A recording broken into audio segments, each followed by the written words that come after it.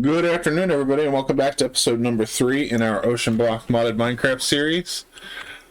Today I'm going to be working on setting up some RF power and getting into Mekanism, but first I wanted to do some more work with our tempered glass jar mod. So I've been playing around just to understand how things work, and it seems like what I need is to set up more tempered jars.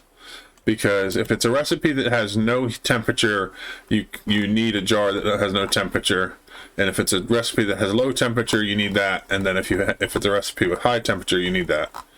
And then eventually we would need the sub-zero temperature in order to do it. So I am working on getting the things set up. I have the ability to do a tempered glass jar with no heat, obviously. I have the campfire to do it with low temperature, but if I look in here, campfire is 1.25, fire is 1.25, lava is 2.0, magma blocks are 3 times efficiency. So the best low temperature source is a magma block. And so what I've done is magma blocks are made, oh, there we go, it's already done already. Magma blocks are made by dripping lava onto compressed cobblestone. Let me get some inventory space freed up here. Put some of these blocks away for now. Actually, that one I still need. Working on various things at the moment, so now we have what we need to make a good high efficiency low temperature tempered jar. To do the high temperature, the best one would be a beacon, but I obviously don't have the ability to make a beacon at this moment. The next best option is a blue magma block, because it's 2.0 instead of 5.5 times. So the blue magma blocks are just made by using 4 magma blocks and 4 soul sand. So what I did up here, and I think I took off the jar now. I had a jar where I had put in liquid mob souls, and I had made those by just using a mob soul over low temperature. Well, then I used that with sand to make soul sand. So that's how I got 16 soul sand down here. So I have that, and I just need to make 4 magma blocks, and then I can combine those with lava and the soul sand to make a blue magma block, and that'll get us taken care of for the high temperature. For the low temperature, the sub-zero, we would just end up needing ice or packed ice. For now, I'm not interested in that. I don't need it. So this is going to take a little while to make some more magma blocks, but I'm going to work on, while that is converting, setting up a few more tempered jars. So my goal is to have a setup where I have 1 tempered jar for each of the temperatures. That way I can easily do the recipes for each of those. I'm still working on designing a little area up here to put all of our tempered jar stuff, but I ran into a bit of a problem that I need to fix quickly. This chest is getting really overfilled with items from our sluice, and so I'm working on making a crate. I want to make one of the large crates. So to make the large crate, I need another big crate and then a bunch of iron, which I have.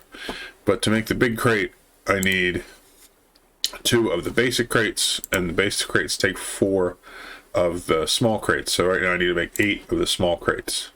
So I need 48 slabs.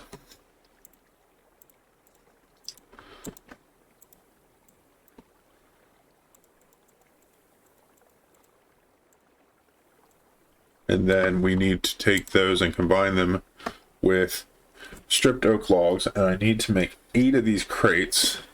So that means I need 16 stripped oak logs.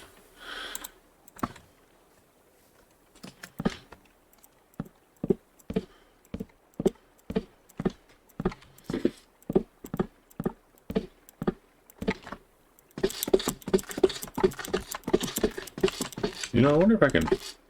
Nah, I was hoping I could vein mine the stripping, but you couldn't. Okay, so we have those, so now we can make 8 of these, which lets us make... Oh, I need iron ingots, or nuggets, I mean. So I can make... Is that correct? Yeah, 2 of those, and then I need 2 more stripped oak logs.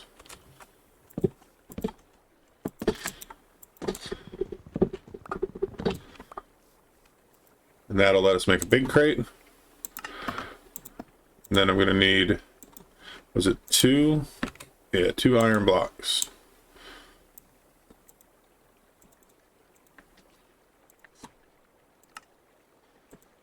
There we go. So we got the large crate. So let's check out that quest line. That's under storage. So we got a small crate finished.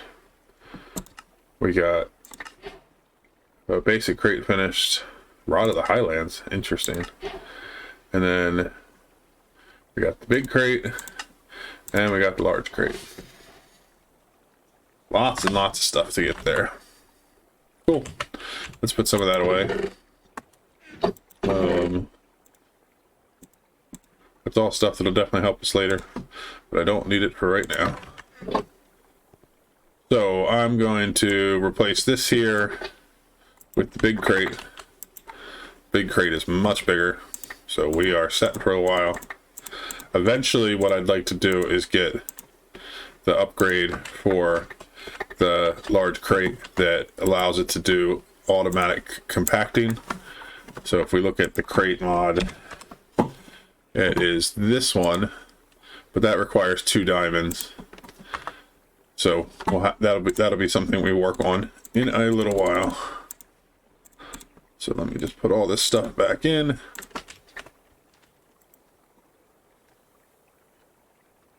But yeah, so that gave us a lot more space. So we're just going to put all of our ores in there. These I'll leave up here, but in fact, let's put the finished ones up here like we were. I think that's everything. And so now we can get our sluice back up and running. Okay, I got everything set up. I put a couple of campfires in here just because I had the stuff to make a soul campfire, so I thought, why not? I have a jar set up here that has no heat source. I have one here with a magma block, so it's pretty efficient low temperature source, and one here with the blue magma block for a high temperature source. In the chest over here, I put some extra jars and things so that we can change these setups as we need. So, for example, one of the things that I wanted to use this setup for, let me grab the things I need quick, is to make some cast iron. And so the cast iron recipe uses high temperature. And so if we go in here and we search for it, we want to do 16 iron, and 1 piece of coal will make 16 cast iron.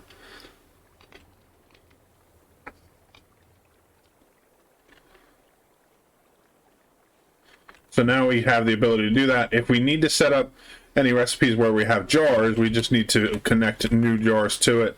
I'll have to make some more of the cast iron tubing so that we can put that in the storage so that we can change it up as we need.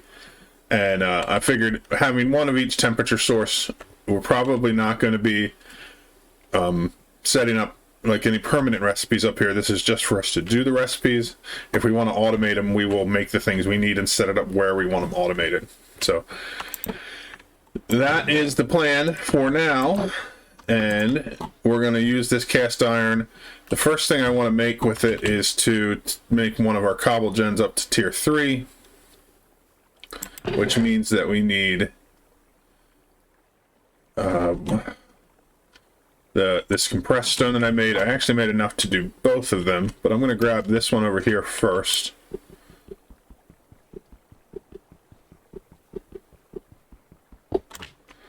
So we can grab that, and then we're going to grab the the cast iron that we've made.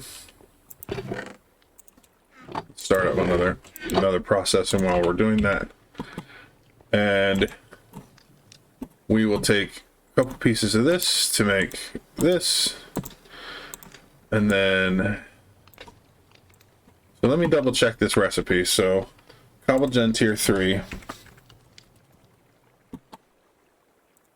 We need 4 cast iron gears for each of this processings. So we need 8 of them total. So let's grab a little bit more cast iron. And we'll do one more process here just because we have it in inventory. Oh, no, we didn't have the coal. Let me go grab some charcoal. What I like about this setup is because it can just take the items out of our inventory. I don't need to like put them into the chest. I could if I wanted to, but I can just go over and say that to do this, and then I can leave, and when I come back it'll be in the chest. I think that makes it really convenient. So we will do that. So now we have our Cobblegen, and then we have 4 of those and 2 of these. Let's go grab the other Cobblegen too while we're at it.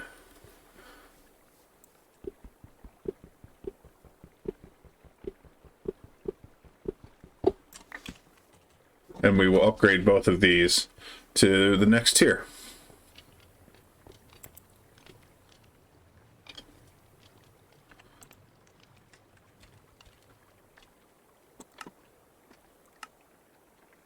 These shouldn't take long.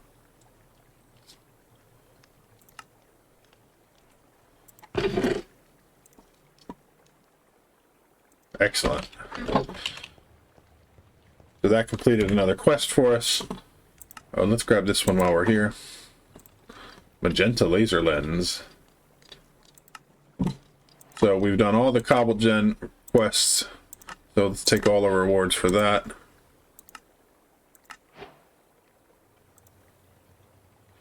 Okay, so the next tier of Cobblegen would be requiring molten rose gold, ichor or ender slime block, and I need sub-zero temperature. So that's outside of our current tech level, which is fine.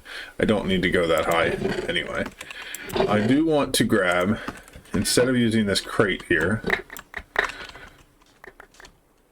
I'm going to put the Cobblegen right here. This is my Cobblegen for when I just want to grab cobble for us to use. And so now we have, this will just fill up the drawer above it. This one, I want it to continue providing cobblestone for our sluicing system. So that's going to get an upgrade pretty soon, I think. So now we can have that going. And we'll get back to sluicing. The first thing we need to get started in Mekanism is some osmium. Fortunately, we have quite a bit of it that we are getting from our sluice. And in our smeltery, we can double it. I'd had a lot of extra seared stone and other stuff in the smeltery, so I set up a little redstone clock and a hopper underneath. And so when this switch is on, it's just constantly pouring out ingots. I actually made more seared brick than I needed.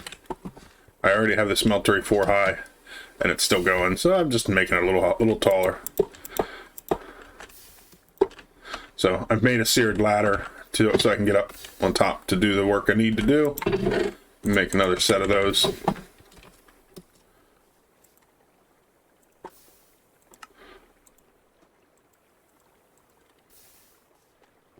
So those just go, they're part of your smeltery wall, and they provide a ladder so you can get on top of your smelter. Pretty fancy. Okay, so I wanted to go through and show you why getting into Mekanism is a good idea. And so if we look at, let's look at our clusters. Let's do it this way. So when it comes to things like diamond, we can use the enrichment chamber to double the diamonds. Now, eventually for diamond specifically, we will go with a mechanical squeezer because we will get 3 diamond dust out of each one, which we can use to enrich into a diamond, so you can triple them. But for now, we'll be able to use the enrichment chamber to double the diamonds. Things like lapis giving us 12, quartz giving us 6, and redstone giving us 12, which is twice as much as the tempered jar recipes, is great. But what we really want Mekanism for is things like iron, because what we can set up eventually is a system that starts with the chemical dissolution chamber. And so one iron cluster will turn into 1,000 millibuckets of dirty iron slurry, which can then be processed with water at a 1-to-1 ratio to make clean iron slurry. So one iron cluster makes 1,000 millibuckets of clean iron slurry. For every 200 of those, we get an iron crystal. So one cluster, 5 crystals. One crystal becomes 1 shard. 1 shard becomes 1 clump. 1 clump becomes 1 dirty iron dust. 1 dirty iron dust becomes 1 iron dust, which can then be cooked into iron. So using Mekanism, we can actually quintuple iron. So anything that has this chemical dissolution chamber recipe is the same way. Dirty gold becomes clean gold, 200 millibucks becomes gold crystal, so forth. Now, not all the metals can do that. For example, aluminum doesn't have that, but we still have the ability to enrich aluminum to double it. So with Mekanism, we can, at minimum, double all of our clusters, and for many of the metals, we can go all the way up to 5 times. So that's why we want to get Mekanism set up. Let's finish off these seared bricks we have. I'll probably make just a few more just to round it off, and then we'll have a 6-high smeltery, which will be fine. Well, actually, this is just enough. It's almost like I planned it that way. Anyway, the iron in the system is processing through it, and then we're going to start making osmium. So the first thing we're going to do, we do have a lot of different options for RF. I considered going into power to make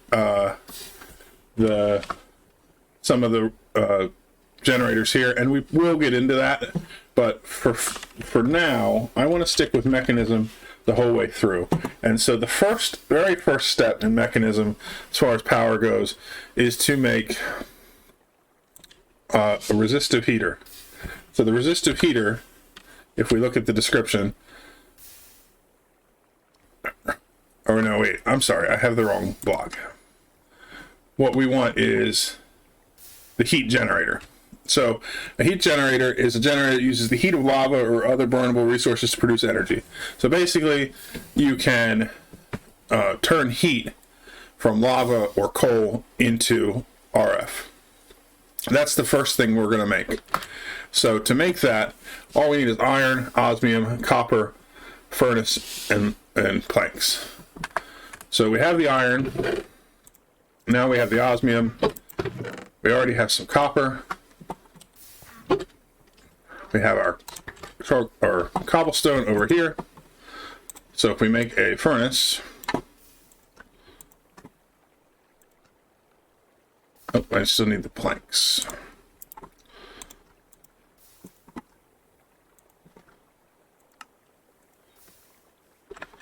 I'm not sure where I'm going to set this up quite yet, but so the heat generator works in 2 ways. One is if we have a bucket of lava. Actually, I don't think I have any more lava here. I have to set that back up. And I don't have any there. Anyway, if we use a bucket of lava and put it into the heat generator, it will process that heat into a large amount of RF. Same way if we take this charcoal and put it in there. You can see it's generating, well, it's FE now, but I'm probably going to say RF the whole way through because that's what I'm used to.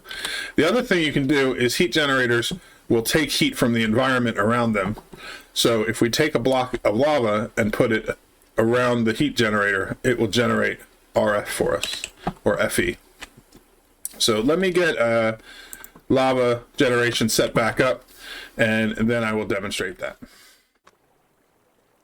I set up our lava generation over here. I put the tempered glass jar over a magma block, and then it's connected up to our cobblestone storage up here. The last thing I'm going to do is I made all the things I need to make an auto processing block. And what we're going to do is, I think we can put that right here. I think it just has to be connected to the cable. And that means that we can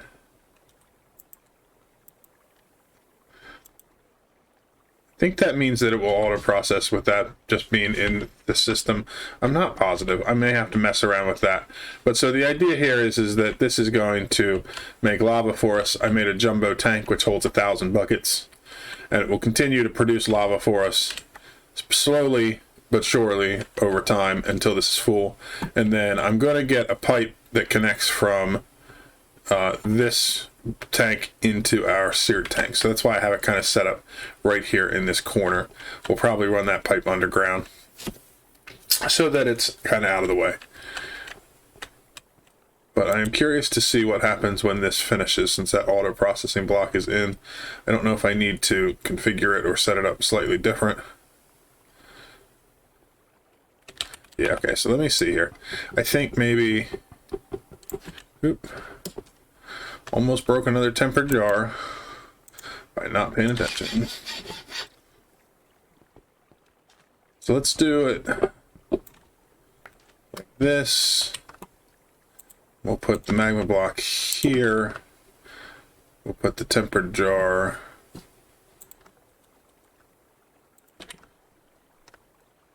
here.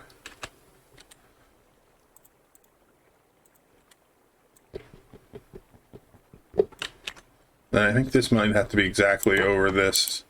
Yes, because then we can program that. Okay, and then we can connect this back up. And then in here we select lava. And we set it for auto processing.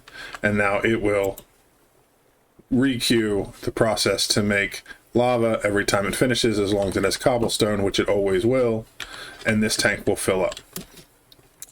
So what I wanted to demonstrate here is that if we put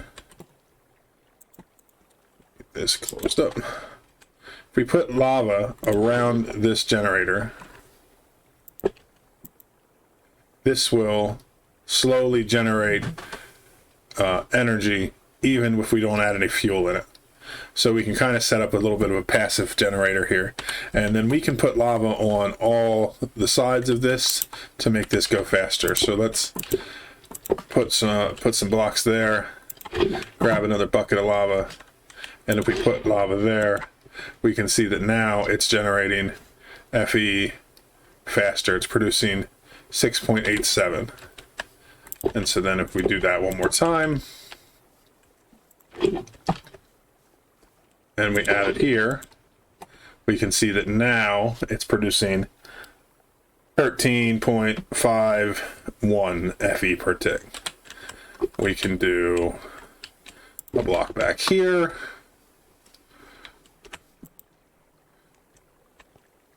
Waiting on the lava.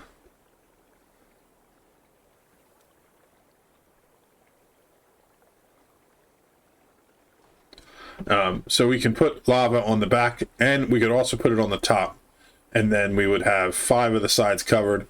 We couldn't cover the 6th side because we need somewhere to pull the energy out. But each side that we do increases the amount of energy that it produces. And so we can get a pretty solid amount of production from just one of these heat generators. And then if we really wanted to, we could use a network of these heat generators together to produce a fairly decent amount of energy without consuming any fuel whatsoever. So let's get, I just want to see what the maximum is. So we'll wait until we have this done.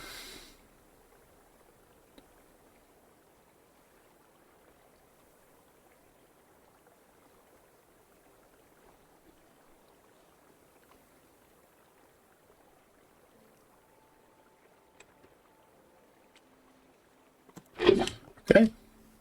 And we will put some lava up here. So now this has been surrounded on all 5 sides, and it's producing passively 29.96 FE per tick. And then if we also threw fuel into there, we could get it to go even higher. Of course, it uses that fuel pretty quickly. It's just whatever fuel we put in there, it turns it into lava. But while it has lava, it's producing much faster. It can go all the way up to 160 FE per tick. So it's based on the temperature of the machine. And so if we have more lava that we could pump into here, which we could do, since we have the ability to make lava, we could make pretty decent power just with the heat generator. This isn't the generator that we're going to use for a long time.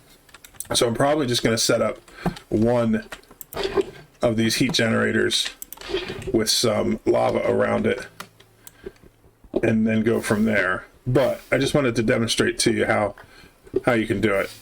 And in the past, I've even used, we would do heat generators every 2 spaces and then use the same lava to be on the different sides of this of different generators, and you can make a network of power.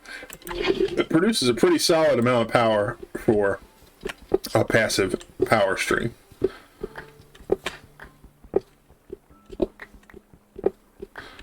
So that's how we're going to start off our RF, just to get things rolling, and then we will go into some more powerful forms of RF. Mekanism has quite a few options for generating RF. But the first machine that we want to make in Mekanism, and we're actually going to follow through the quest book here, is a metallurgic infuser. So if we bring up the recipe for a metallurgic infuser, all we need for that is iron, osmium, furnaces, and redstone. So I need to grab, I actually have some osmium ore. I have everything I need to make a metallurgic infuser in my inventory. So we need to make 2 of these, and we can make a metallurgic infuser. So I actually should have just left this set up so I could use this. Let me figure out the spot where I want to put it. I'm going to put it up here in our tech area, and I'll get the power set up and get some cables working for our system, and we'll get our first few Mekanism machines set up. I started off a little area here for our Mekanism machines next to our tempered jar room, and just made like a straight wall for it. Set into the wall, I built our heat generator just the way I demonstrated it, where we have lava surrounding it. It's not going to show how much it's producing because it's full, but we have it all set up to provide power. Eventually I will run a cable out from this that'll go out underneath here to provide power to all of our machines. But for now, we only have the one machine, and we don't have any way to make cables until we hook that machine up. So here's our metallurgic infuser. It's getting power, and we look down in here. This is still full. I'm going to leave that off just so we can check on it periodically, make sure everything's working.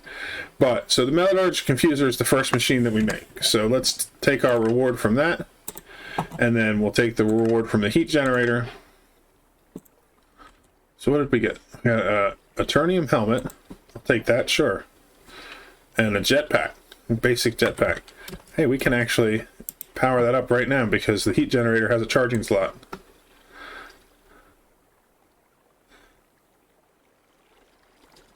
So we can see that this is now producing 30 FE per tick, trying to fill back up.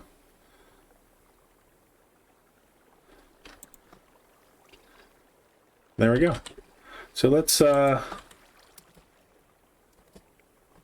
don't know how the jetpack works. So let's check out our controls for our jetpack.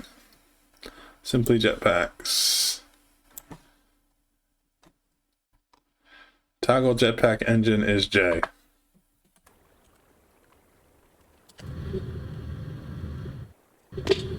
Ooh. Hover's turned off. What was hover?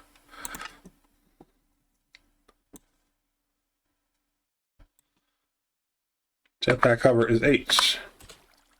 Oh, it's also hats. Let's go in and change up those controls. I'm going to set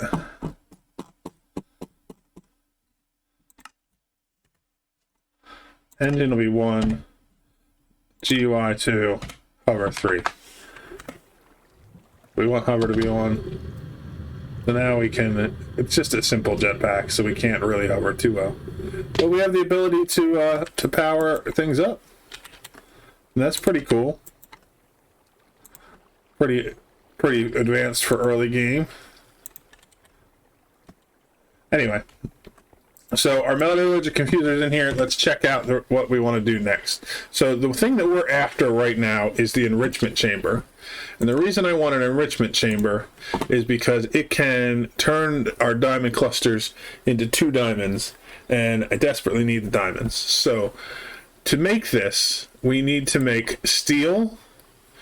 We need to make, and to make steel, we need to make steel grit, which is made in our metallurgic confuser by taking enriched iron and combining it with carbon, which is made by taking iron and coal. So 1 piece of iron and coal makes an enriched iron.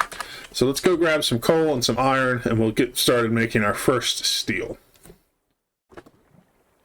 So the primary function of the metallurgic confuser is to take one element and infuse it with another. So what you do is you take the coal, put it in, and you can see over here 10 millibuckets of carbon has been stored.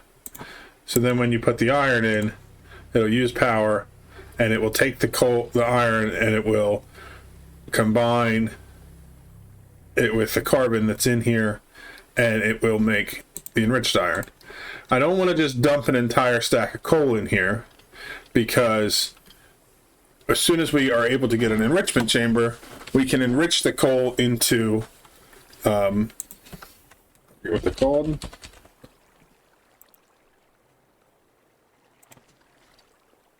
So let's see, uses for this.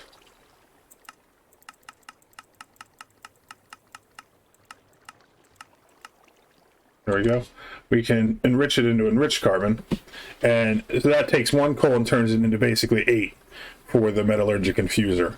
So we don't want to be using, we need to do enough to get the enrichment chamber set up, and then after that we won't ever put straight coal or diamond or any of these other things straight into the metallurgic infuser, because that'll just be wasting materials. So for the enrichment chamber we need 4 pieces of steel.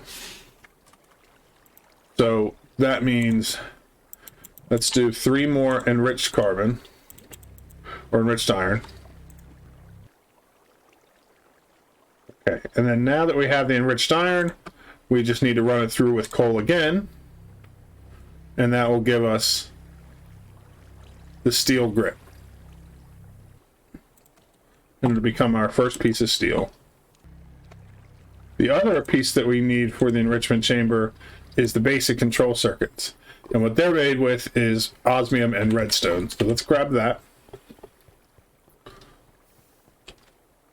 Osmium I have already made in here. I have 2 pieces of redstone in my inventory.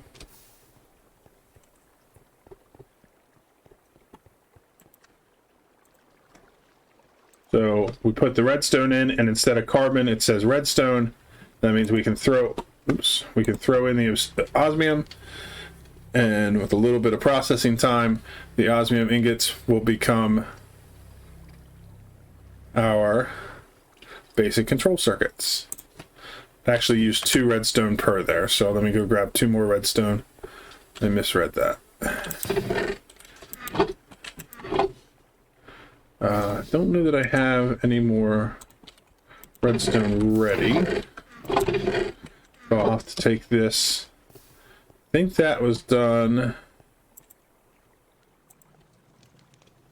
So redstone is on low temperature.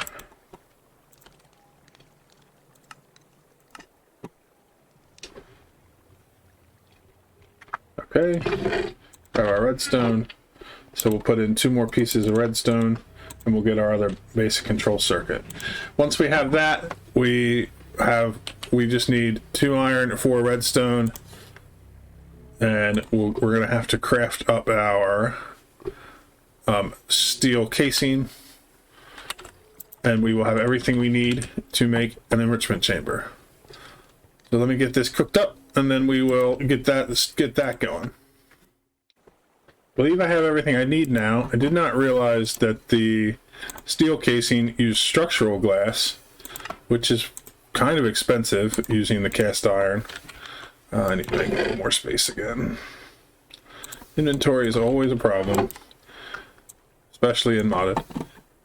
Okay, so now we have the structural glass, so we can craft a steel casing, and we can craft an enrichment chamber. Take our reward for that. Now we have more than one mechanism machine that we need to power. So what we want to check out is our cabling. So what we want is basic universal cable. We're going to need 2 steel ingots and a piece of redstone. So I'm going to make 2 more steel ingots so that we can make some pipe. That way we can connect more than one of these machines. So we're going to put 4 of those in and 2 of these.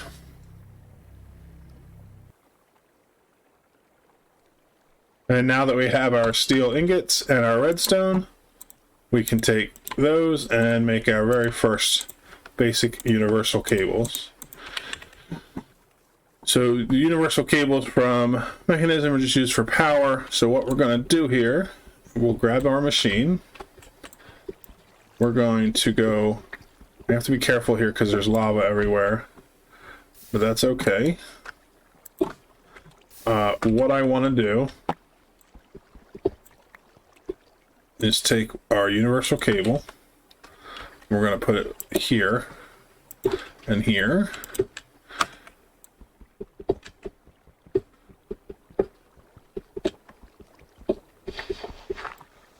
We have a lot of mess to clean up down here.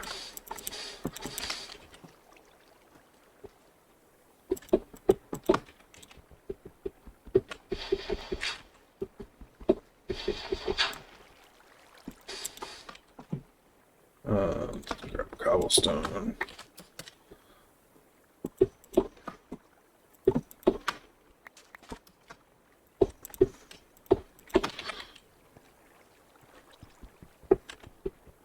So let's take our metallurgic infuser, put that back down, and we'll take our enrichment chamber and we'll put that back down, and then they're both going to get power pretty quickly because they don't take a lot to fill up, and this is filling back up, so that's great.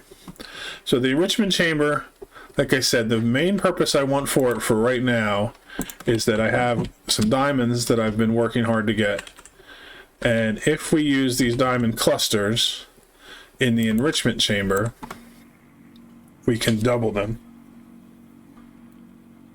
So we got 4 diamonds in total from the 2 diamond clusters, and the main reason we want that is because now we can take our sluice and we can upgrade it to a diamond sluice.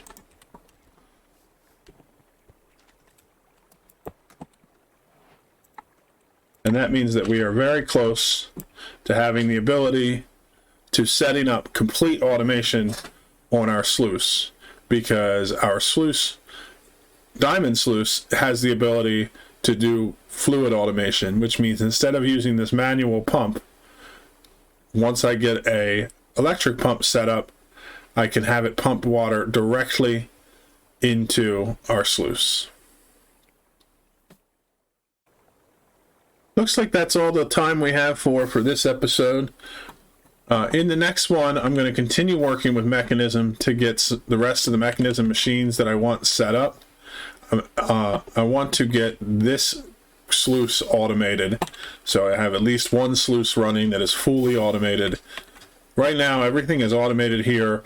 The cobblestone is full, the gravel's full, and this is running, but we need to prime this pump every 5 minutes by hand.